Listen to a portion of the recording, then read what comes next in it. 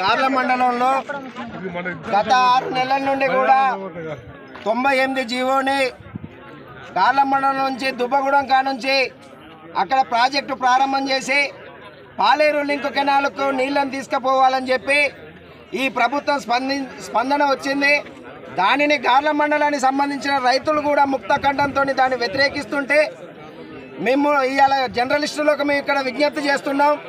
ఇవాళ కంసల్ తండలో సర్వేకి వస్తున్నామంటే ఒక విఆర్ఓ రాత్రి 9 గంటల సమయంలో మేము సర్వేకి వస్తున్నాం మీరు ఉండండి అని చెప్పడం దాని వెనకాల ఉన్న గోప్యం ఏందనేది మీరు ఆలోచించుకోవాలి.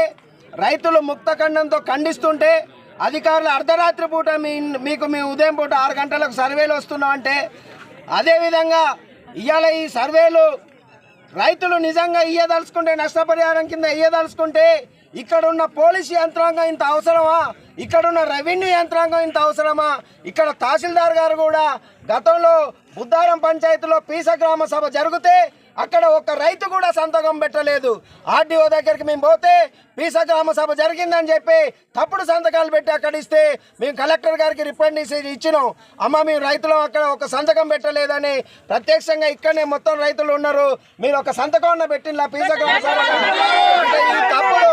ఈ తప్పుడు ఆలోచనలతోని ప్రభుత్వాన్ని పక్కదోవ పట్టించేసి మేము ప్రభుత్వానికి 98 జీవోని తీసుకపోవద్దంటలేదు.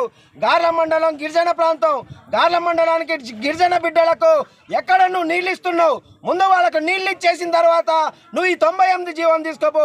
అక్రమంగా గిరిజన బిడ్డల మీద పోలీస్ దమనకాండ పెట్టి తహసీల్దార్ గారు దీని మీద బాగా చేస్తున్నారు. కాబట్టి ఇక్కడ ఇప్పుడే రైతులు చెప్తున్నారు మా ప్రాణాలైనా పోయినా కానీ మా భూములకు రానియం, మేము నష్టపరిహారం తీసుకోమని చెప్పి వాళ్ళు అంటున్నారు. కాబట్టి వాళ్ళంతా కూడా ఇక్కడ ఉన్న గిరిజన బిడ్డలు ఎకరం అరెకరం ఉన్నారు. కాబట్టి దయచేసి ఇక్కడ ఉన్న అధికారులు కానీ తహసీల్దార్ గారు కానీ స్పందించేసి ఈ విషయాన్ని ఎమ్మెల్యే గారికి, ఎంపీ గారికి, కలెక్టర్ గారికి, ఉన్నతమైన ముఖ్యమంత్రి గారు కూడా విషయం చేయాలి.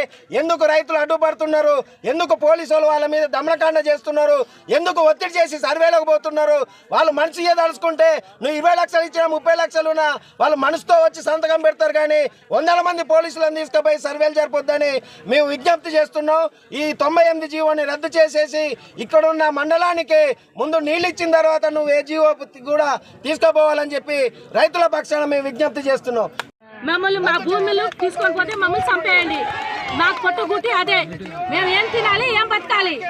పెళ్ళై 18 సంవత్సరాలు అవుతున్నాం, మేము ఇక్కడ బతుకుతున్నాం. మాకు మింగ మిత్తులేదు. మీరు అది కూడా మా పొట్టుగుట్టి కొట్టుకొని పోతుండ్రు. మేము ఎట్లా బతకాలి? ఏం తిని బతకాలి? మాకు నీళ్ళు ఉండవు, ఏం ఉండవు. మా పిల్లగాలు ఎట్లా బతకాలి? వాళ్ళ భవిష్యత్తు ఏంటిది?